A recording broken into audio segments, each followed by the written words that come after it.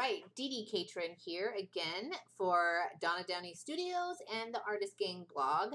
I am doing a 5-part series on using some art rollers in my mixed media artwork, and I'm still going strong on these little canvases, and I think they're like 4 inches by 4 inches. I think that's what they are, 4 by 4. And I did in the end decide that I was painting all of the edges white, that really big, beautiful gallery border that they have, like the thickness.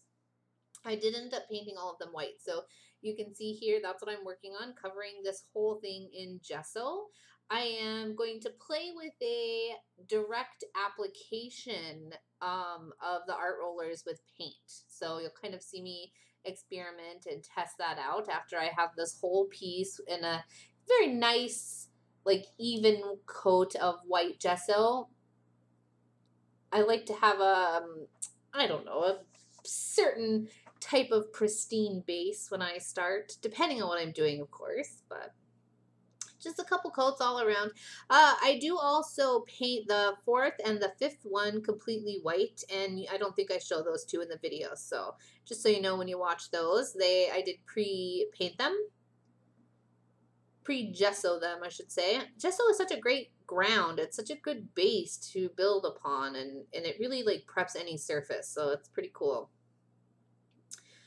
Then I am kind of like going back and forth, and I'm not exactly sure. I know that I want to apply paint directly to my base with the brayer, but I'm nervous about how thick the paint is on my roller. So what I'm doing here is spreading some paint out on my jelly plate with a brayer. Then I'm running my art roller through it, and then I brayer it directly to my piece. And after I do it the first time, I'm kind of looking at it, and I think it's a little bit stark, like it's like heavy gray on the white.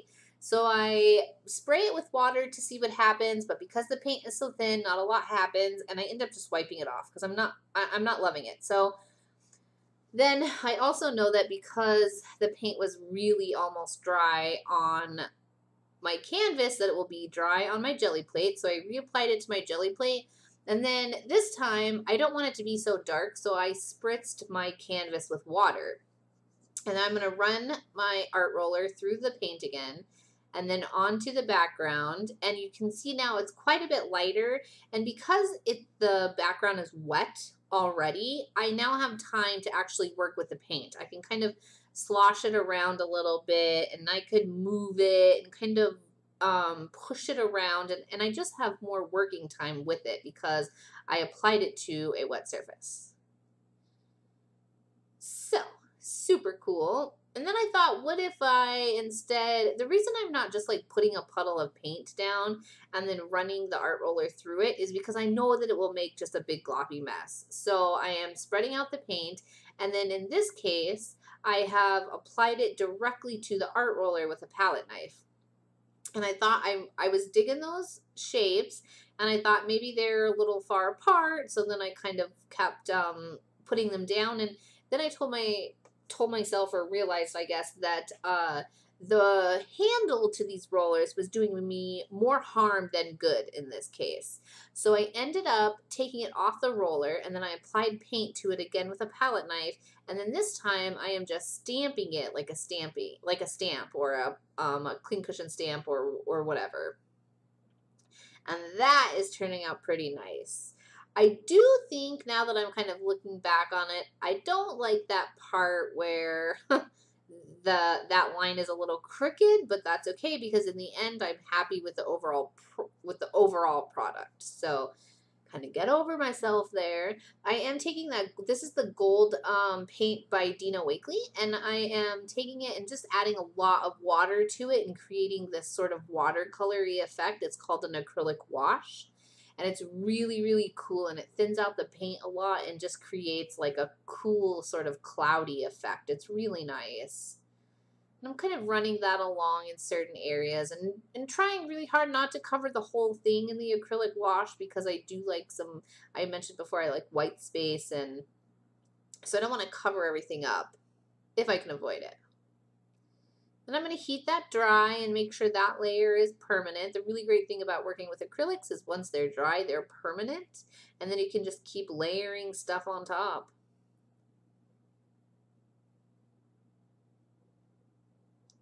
At this point, I was loving that the line of this is the reptile roller. I was loving that line I was making, so I decided to make a couple more. And then in this instance, it became more of a mark maker, which is cool. It's a really cool mark. And then I have totally drooled over all the other art rollers that are out there. And they have some really amazing patterns.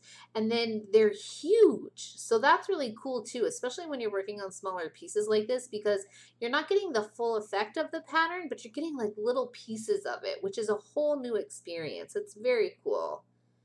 And they're such large patterns. They have, like, it just makes them that more usable. It's very cool. Like some stamps are almost too small, you know, to have a wide range of use. And that's it. So this one came together fairly easily for me. Did some mark making with the art roller. Pretty exciting. Oh, and some direct application with paint in the background. So thanks so much for joining me. Check out the other videos in this series. There are 5 of them total. Most of these products are, or at least the art rollers and a couple others, are available in the Donna Downey Studio online store. You can find me, DeeDee Catron, on YouTube, on Facebook, my website, Instagram. Just search my name. And I'm glad to have you here. Thanks so much. Be sure to check out what the other artists have been doing with their product videos. And I look forward to seeing you in the future. Let me know if you have any questions. Thanks.